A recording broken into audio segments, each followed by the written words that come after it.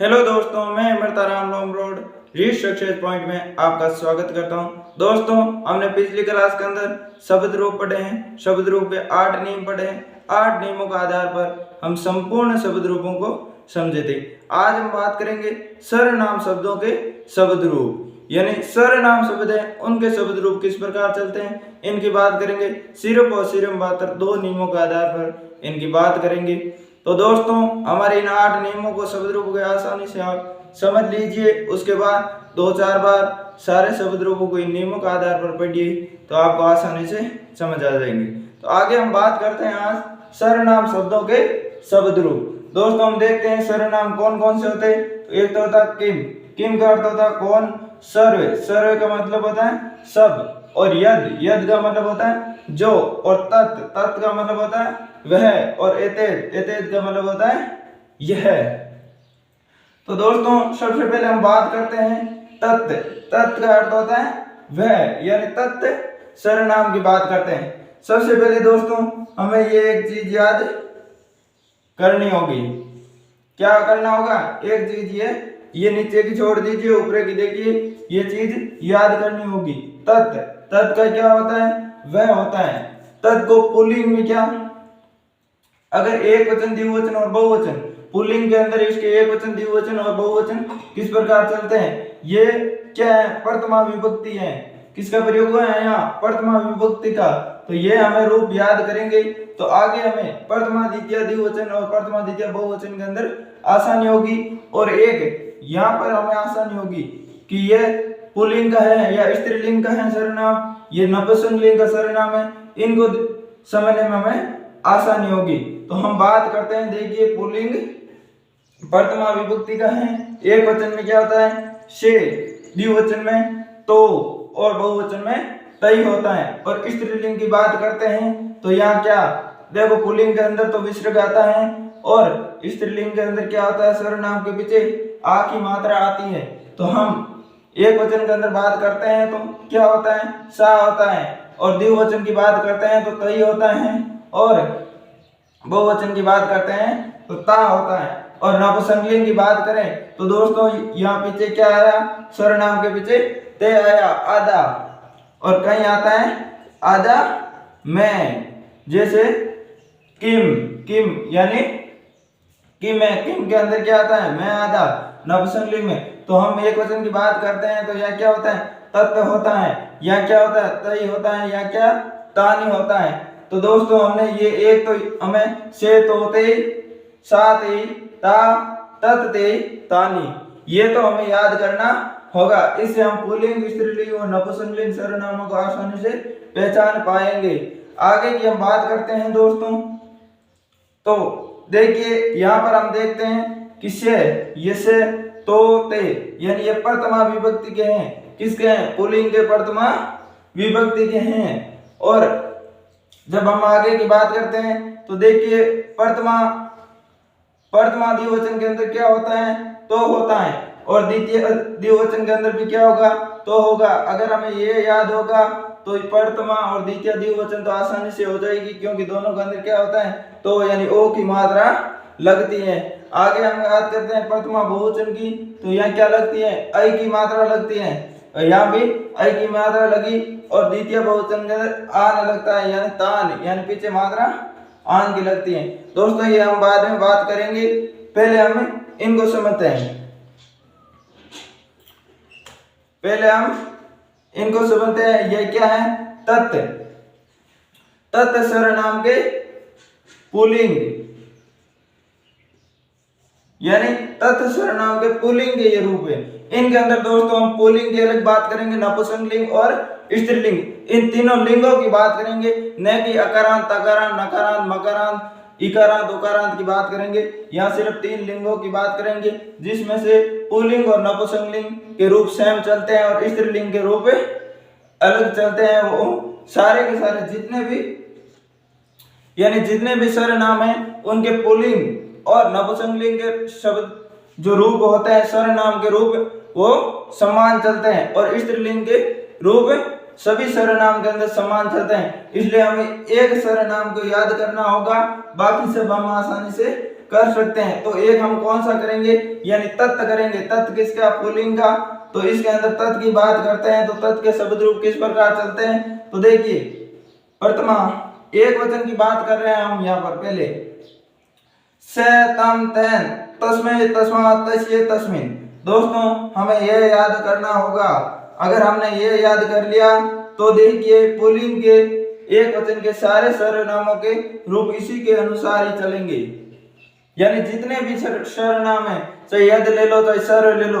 अगर सर्व लेंगे तो सर्व, सर्वोत्तम, सर्वम, सर्वेन, सर्वस्मै, सर्वस्मात्, सर्वस्य, सर्वस्मिन् होगा।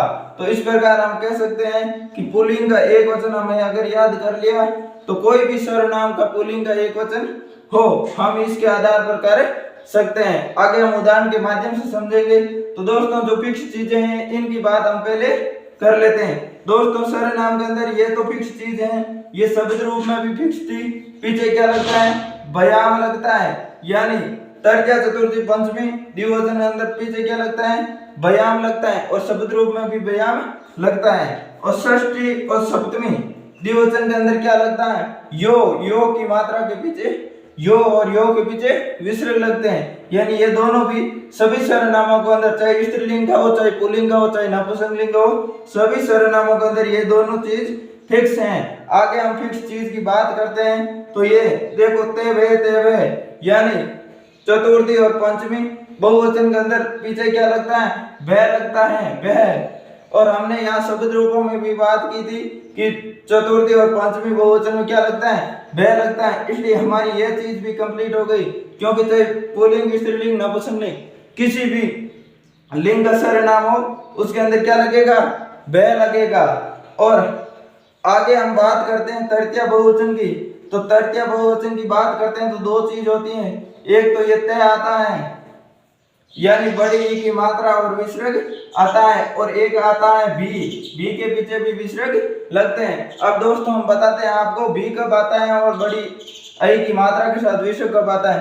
दोस्तों अगर स्त्रीलिंग का सर्वनाम है, किसका, स्त्रीलिंग का सर्वनाम है तो हमें भी लगाएंगे, और पुल्लिंग और नपुंसकलिंग के साथ क्या लगाएंगे, बड़ी आई की मात्रा के साथ विसर्ग लगाएंगे, यानी तय बना। यहाँ पर देखिए अगर स्त्रीलिंग का आ गया सर्वनाम, कोई भी सर्वनाम हो अगर वो स्त्रीलिंग का है तो उसके तृतीया बहुवचन के अंदर हम भी लगाएंगे, और नपुंसकलिंग और पुल्लिंग के पीछे क्या लगाएंगे, तय लगाएंगे, तृतीया बहुवचन। यह भी बात हमारी कंप्लीट हो गई। सभी के अंदर समान है, सिर्फ स्त्रीलिंग में भी लगाना है। आगे बात करते हैं हम तेषाम, यानी यहाँ भी दो बातें हैं।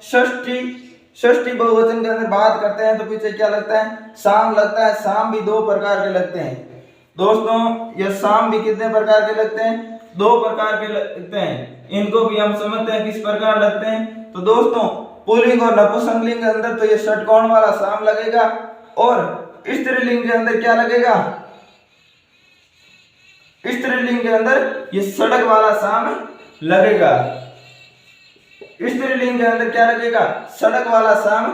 अगर कोई भी सर्वनाम स्त्रीलिंग का है तो षष्ठी बहुवचन के अंदर हम ये शाम लगाएंगे, और पुल्लिंग और नपुंसकलिंग का है तो ये शाम लगाएंगे। आगे हम बात करते हैं सप्तमी बहुवचन की। तो सप्तमी बहुवचन में क्या होता है, सु लगता है। सु भी दो प्रकार के लगते हैं दोस्तों, यानी एक सड़क वाला एक और षटकोण वाला। तो सप्तमी बहुवचन में ये षटकोण वाला सु हम पुल्लिंग और नपुंसकलिंग में लगाएंगे, और सड़क वाला सु लगाएंगे स्त्रीलिंग में। दोस्तों कई बार ये सड़क वाला श और षटकोण वाला श कंफ्यूज कर देता है, दोनों ऑप्शन में आ जाते हैं, वहां हमें पता नहीं चलता कि हम कौन सा करें। किसी के अंदर तो हमने ये पढ़ा, किसी के अंदर ये पढ़ा। तो दोस्तों अगर स्त्रीलिंग का कोई भी सर्वनाम आ जाए तो उसके अंदर हम सड़क वाला से लगाएंगे, यानी ये शाम लगाएंगे, ये सु लगाएंगे। और स्त्रीलिंग का अगर तृतीय बहुवचन के अंदर पूछ ले तो ये भी लगाएंगे, बाकी पुल्लिंग नपुंसकलिंग के साथ आई की मात्रा लगाएंगे। तो दोस्तों हमारी ये थी फिक्स चीजें जिसने हमें देखी तृतीय चतुर्थी पंचमी द्विवचन के अंदर क्या लगता है, व्यायाम लगता है, और षष्ठी और सप्तमी द्विवचन के अंदर यो लगता है।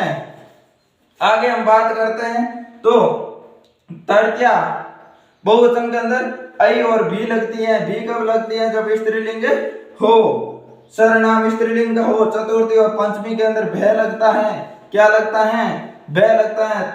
चतुर्थी और पंचमी बहुवचन के अंदर, षष्ठी बहुवचन के अंदर शाम लगता है पीछे। तो शाम में दो शाम होते हैं, षडक वाला शाम स्त्रीलिंग में और षटकोण वाला शाम पुल्लिंग और नपुंसकलिंग में। सप्तमी बहुवचन के अंदर भी सु लगता है। सु कब लगता है? सु भी दो प्रकार के होते हैं। षडक वाला सु स्त्रीलिंग में लगता है और षटकोण वाला सु लगता है पुल्लिंग और नपुंसकलिंग में। आगे दोस्तों हम बात करते हैं एक वचन वाली बात हम बाद में समझेंगे, पहले ये बात समझते हैं। तो यहाँ समझते हैं प्रथमा द्विवचन की। दोस्तों ये रूप आपको याद करना होगा। से तोते साते रा तत्ते तानी, यानी ये रूप हमें याद होगा तो प्रथमा द्वितीय द्विवचन और बहुवचन आसानी से हम क्लियर कर सकते हैं। दोस्तों यहाँ किसकी मात्रा है? देखो पुल्लिंग के अंदर, ये पुल्लिंग में रूप चल रहे हैं। तो पुल्लिंग के अंदर यहाँ किसकी मात्रा है? द्विवचन के अंदर ओ की मात्रा। तो यहाँ भी ओ की लगेगी प्रथमा में और यहाँ भी ओ की मात्रा लगेगी द्वितीय में, यानी द्वितीय द्विवचन के अंदर भी ओ आएगा, प्रथमा द्विवचन के अंदर ओ आएगा। किसके अनुसार चला? इसके अनुसार। और प्रथमा बहुवचन के अंदर क्या? ऐ आएगा। यहाँ क्या है? ऐ। तो यहाँ भी क्या आएगा? ऐ। चाहे कोई भी सर्वनाम हो इसके अंदर अगर वो पुल्लिंग का है तो उसके अंदर क्या होगा? ओ की मात्रा आएगी और यहाँ ऐ की मात्रा आएगी और यहाँ क्या लगेगा? आन लगेगा पुल्लिंग के अंदर। पुल्लिंग के अंदर यानी तान बना, इसी प्रकार पीछे से आन लगेगा। यानी कोई भी सर्वनाम अगर पुल्लिंग का है तो उसके अंदर ओ की मात्रा लगेगी, ऐ की लगेगी, आन लगेगी। अगर हमें ये याद होगा से तोते, तो हम तो सिर्फ तो देखेंगे और द्वितीय के अंदर भी ओ लगाएंगे और यहाँ ऐ लगाएंगे और आन लगा देंगे। इसके बाद हम बात करते हैं दोस्तों आगे की एक वचन की, पुल्लिंग की एक वचन की बात करते हैं। प्रथमा द्वितीय द्विवचन और बहुवचन की स्त्रीलिंग और नपुंसकलिंग की बात हम आगे करेंगे। देखिए दोस्तों हम एक वचन की बात करते हैं पुल्लिंग की, तो हमें यह तो इतनी 7 विभक्तियां तो याद करनी होगी एक सर्वनाम के। चाहे से की करो, चाहे किम की करो, चाहे यद की करो, चाहे एतेद की करो, किसी की एक की याद कर लो, आपके सारे सर्वनाम आसानी से कंप्लीट हो जाएंगे। हम सिर्फ और सिर्फ 2 नियम पढ़ेंगे। तो याद देखिए से तम तेन तस्मै तस्मात् तच्वे तस्मिन्, इसके आधार पर हम सारे के सारे पुल्लिंग के सर्वनाम है उनको आसानी से कर सकते हैं। तो दोस्तों हम एक उदाहरण के माध्यम से समझते हैं। एक वचन का उदाहरण लेते हैं किम का। किसका लेते हैं हम? किम पुल्लिंग, यानी किम सर्वनाम है, किम का अर्थ होता है कौन। इसके पुल्लिंग का एक वचन का रूप लेते हैं। यह भी तत् के पुल्लिंग का एक वचन का रूप है। इसी के अनुसार किम का चलेगा, यानी सभी सर्वनाम चाहे किम हो, चाहे सर्व हो, चाहे एतेद हो, चाहे यद हो, इनका रूप चलेगा पुल्लिंग के अंदर। तो इससे तत् के अनुसार देखिए दोस्तों हम बात करते हैं आगे।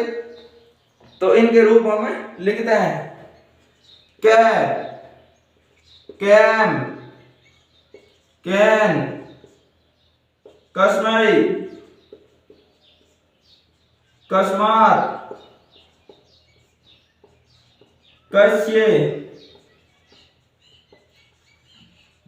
कस्मिन्। तो दोस्तों हम यहाँ देखते हैं, देखिए से कै। अब ये अगर रूप हमें याद होंगे तो हमें आसानी से पता चल जाएगा ये सर्वनाम किसका है? पुल्लिंग का है, क्योंकि इसके पीछे कह के पीछे विशेष लगे हुए, जिस प्रकार से के पीछे विशेष लगे तो हम आसानी से पता कर सकते हैं कि ये पुल्लिंग का है। और हम आगे बात करते हैं तो तम, कम, तेन, कैन, कस्मै, कस्माई, कस्मात्, तस्मात्, कस्मात्, तस्य, कस्य, तस्मिन्, कस्मिन्। दोस्तों इनके अंदर फर्क कुछ नहीं है। इसी प्रकार भी सर्वे के चलेंगे, सर्वे, सर्वस्मै, सर्वसेन, सर्वस्मै, सर्वस्मात्, सर्वस्य, सर्वस्मिन्। दोस्तों आगे हम बात करते हैं नपुंसकलिंग की, यानी पुल्लिंग की हमने बात कर ली। पुल्लिंग के अंदर देखिए दोस्तों ये तो हमें याद करना होगा, इसके अनुसार हम सारे के सारे पुल्लिंग के सर्वनाम है उनको आसानी से कर सकते हैं। और द्विवचन और बहुवचन की फिक्स चीजें थी उनको हम पढ़ लिया, और प्रथमा द्वितीय का हमने बता दिया कि यहाँ प्रथमा में क्या है, ओ की मात्रा है, तो यहाँ भी ओ की मात्रा लगेगी, यहाँ भी ओ की मात्रा लगेगी, यहाँ आई है तो यहाँ भी क्या लगेगा, आई लगेगा, और यहाँ क्या लगेगा, आन लगेगा। तो दोस्तों ये थी पुल्लिंग की बात। अब हम आगे करते हैं नपुंसकलिंग की बात। किसकी करते हैं, नपुंसकलिंग एक वचन की बात करते हैं। एक वचन यानी तत् के नपुंसकलिंग की बात करते हैं। यहाँ दोस्तों नपुंसकलिंग देख लीजिए, यानी पुल्लिंग हमने देख लिया, अब हम देखेंगे नपुंसकलिंग। पुल्लिंग देख लिया, अब देखेंगे नपुंसकलिंग का एक वचन किस प्रकार चलता है। तो दोस्तों पुल्लिंग और नपुंसकलिंग में कोई अंतर नहीं है, दोनों सेम चलते हैं। अगर आपने पुल्लिंग का याद कर लिया तो आप नपुंसकलिंग का भी आसानी से चला सकते हैं। यहाँ देखिए से का नपुंसकलिंग का एक वचन में क्या होता है, तत् होता है, और द्विवचन के अंदर भी क्या होगा, तत् होगा, यानी द्विवचन के अंदर भी क्या होगा, तत् होगा। आगे की हम बात करते हैं दोस्तों, आगे होगा तेन, तस्मात्, तस्मै, तस्मात्, तस्य, तस्मिन्। यानी दोस्तों कहने का भाव ये है कि पुल्लिंग के अनुसार ही क्या चलते हैं, नपुंसकलिंग के शब्द रूप सर्वनाम के रूप पे चलते हैं। देखिए यहाँ फर्क इतना है प्रथमा और द्वितीय के अंदर। प्रथमा में यानी या तो विशेषक लगते हैं पुल्लिंग में, या तय लगता है, या क्या मैं लगता है, इसलिए यहाँ तय आया। यहाँ देखिए तम, यहाँ दोस्तों देखिए तम, या क्या आया, तत् का तत् आया। आगे की हम बात करते हैं तो देखिए यहाँ भी तेन है, यहाँ भी तेन आया, यहाँ भी तस्मै, यहाँ भी तस्मै, तस्मात्, यहाँ तस्मात्, तस्य, तस्मिन्, और तस्मिन्, तस्मिन्। तो दोस्तों बात ये करते हैं कि ये तो सेम रूप में चलते हैं, यानी ये तो हमें याद करने की, नपुंसकलिंग तो हमें याद करने की जरूरत नहीं है, सिर्फ और सिर्फ पुल्लिंग अगर हमें याद होगा तो हम आसानी से नपुंसकलिंग को भी कर सकते हैं। अगर हमें पूछ लिया कि देखिए सर शब्द के पुल्लिंग, सर शब्द के नपुंसकलिंग की पंचमी विभक्ति, एक वचन की पंचमी बताइए, तो हमें अगर पुल्लिंग की याद हो गए तस्मात्, तो यहाँ भी क्या है, तस्मात्, तो हम आसानी से बता सकते हैं कि तस्मात् ही होगा। आगे हम उदाहरण के माध्यम से एक और उदाहरण लेते हैं, एक वचन नपुंसकलिंग का, यानी हम किम का ले लेते हैं। तो किम का क्या होगा, कम, कम, केन, कस्मै, कस्मात्, कस्य, कस्मिन्। यानी दोस्तों बात करते हैं हम किम की, यानी किम की बात करते हैं तो इसके अनुसार चलते हैं नपुंसकलिंग। ये किसके हैं, ये पुल्लिंग के हैं और ये नपुंसकलिंग के हैं। हम नपुंसकलिंग उदाहरण की बात करते हैं तो तत् कम, तेन, केन, तस्मै, कस्मै, तस्मात्, कस्मात्, तस्य, कस्य, और तस्मिन् और कस्मिन्। देखिए दोस्तों कोई अंतर नहीं है पुल्लिंग और नपुंसकलिंग के अंदर, सिर्फ अंतर इन दो चीजों का है। ये दो चीज आप आसानी से कर सकते हैं। आगे हम देखिए दोस्तों स्त्रीलिंग की बात करते हैं। तो दोस्तों हमें ये एक पुल्लिंग याद करना होगा, आगे हमें एक स्त्रीलिंग याद करना होगा। देखिए नपुंसकलिंग के अंदर हम बता देते हैं कि यह बात की थी हमें एक वचन की, और नपुंसकलिंग के अंदर प्रथमा द्वितीय द्विवचन और बहुवचन हम बता देते हैं आपको क्या होता है, बिल्कुल आसानी से हमें समझ आएंगे। देखिए बहुवचन, द्विवचन और बहुवचन के अंदर क्या होता है, यहां देखिए क्या लगा है, अ की मात्रा लगी हुई है। तो यहां भी दोस्तों क्या होगा, यहां भी आई होगा और यहां भी आई होगा, यहां भी तानी लगेगा और यहां भी तानी होगा। यानी तत् का देखते हैं हम रूप तय होगा।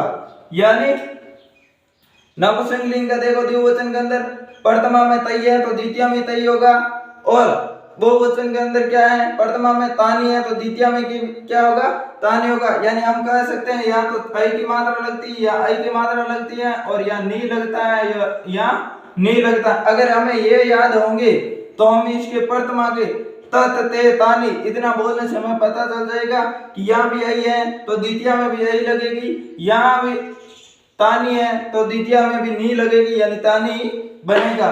तो ये बात थी द्विवचन और बहुवचन की, प्रथमा द्वितीय की। बाकी हमने बता दिया जो फिक्स है। आगे की हम बात करते हैं दोस्तों स्त्रीलिंगी। किसकी बात करते हैं?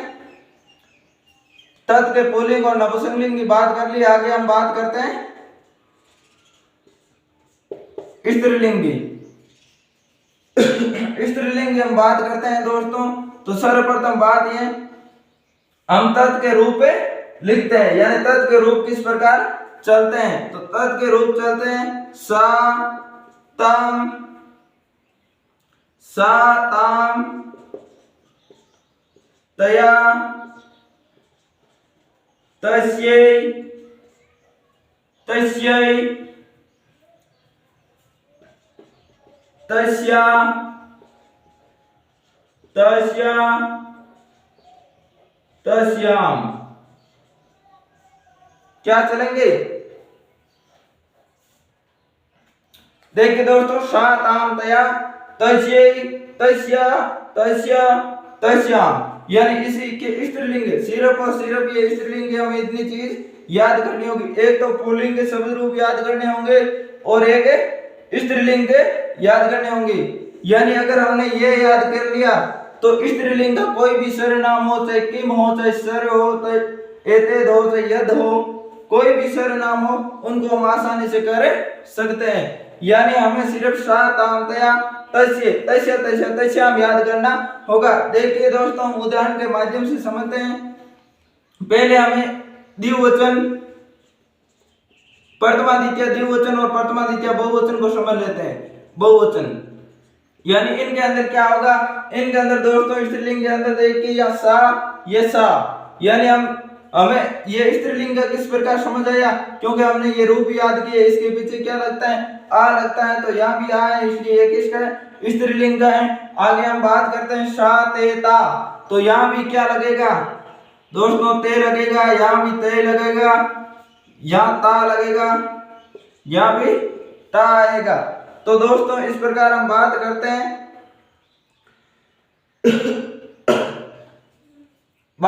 अगर हमें ये रूप याद होगा स्त्रीलिंग का सा ते ता, तो प्रथमा का, तो प्रथमा हम देखते हैं कि यहाँ क्या आई है, तो यहाँ भी आई लगेगा, तो द्वितीय में भी आई लगेगी, यानी इसके अंदर छोटी आई लगी हुई है, यहाँ भी छोटी आई लगी है। यहाँ देखते हैं प्रथमा बहुवचन के अंदर आ की मात्रा विसर्ग, तो आ की मात्रा विसर्ग यानी ता बना, तो द्वितीय के अंदर भी क्या लगेगा? आ की मात्रा और विसर्ग लगेगा, यानी ता बनेगा। दोस्तों ये द्विवचन और बहुवचन प्रथमा द्वितीय की बात थी। आगे हम बात एक वचन की करते हैं। एक वचन के ये शब्द रूप हमें याद करने होंगे। इसके आधार पर एक हम उदाहरण लेते हैं एक वचन का। एक उदाहरण लेते हैं एक वचन का, यानी एक उदाहरण हम लेंगे किम। किम किसका लेंगे? किम लेंगे हमें स्त्रीलिंग का, यानी इसके अनुसार शब्द रूप चलते या नहीं चलते, तो हम पता करते हैं। देखिए का, काम, कया, कस्यै, कस्या, कस्या, कस्मिन्। तो देखिए दोस्तों, यहाँ क्या है? सा, आ की मात्रा, यहाँ भी का, यहाँ आम लगा, यहाँ ताम, यहाँ भी काम, यहाँ तया, यहाँ कया, यहाँ तस्यै, यहाँ कस्यै, यहाँ तस्या, या कस्या, तस्या, कस्या और कस्याम। यानी यहाँ क्या है? तस्याम है, यहाँ भी कस्याम है। इस प्रकार देखिए स्त्रीलिंग का चाहे कोई भी सर्वनाम हो, वो किसके अनुसार चलेगा? इस से के अनुसार। दोस्तों आप इसके से यानी तत् के याद करें, चाहे किम के याद करें, एक के आपको स्त्रीलिंग का याद करना होगा, बाकी सभी इसी के अनुसार चलेंगे। पुल्लिंग और नपुंसकलिंग में से एक का याद करना होगा, यानी पुल्लिंग का कर लिया तो पुल्लिंग और नपुंसकलिंग दोनों के सेम चलते हैं, चाहे आप इसी का करें या किस दूसरे का करें। तो ये थे हमारे सर्वनाम दोस्तों। सर्वनाम के हमने अच्छी प्रकार से इनको समझ लिया, ये आपको याद होगा, तो प्रथमा द्वितीय द्विवचन और बहुवचन करने में आसानी होगी, क्योंकि इसी के अनुसार ही चलते हैं।